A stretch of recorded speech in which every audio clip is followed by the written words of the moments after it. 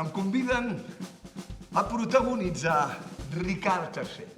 Aquí, en aquesta sala, però ja fa un temps de la invitació, ja fa un temps. Now!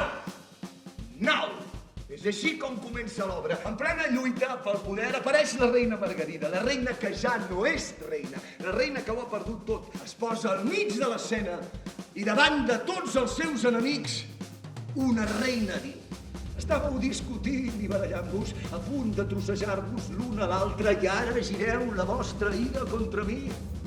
Apareix Lady Anne, amb el cos d'un mort. És el seu marit i l'ha matat Ricard. I Ricard la mira amb odi i li diu: el meu odi serà estimar-la. O és que potser estimar les dones no és la manera que tenen els homes de destruir-les? Pots parar, per favor? De debò? Pots parar, per favor? T'ho demano, per favor! Pots posar la llum?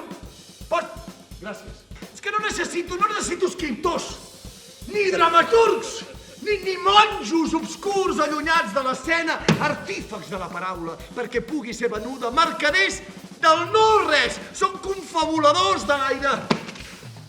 Que sobrevisqui i que trobi un espectador.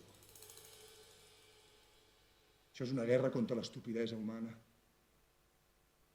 Qui vol abraçar la meva causa?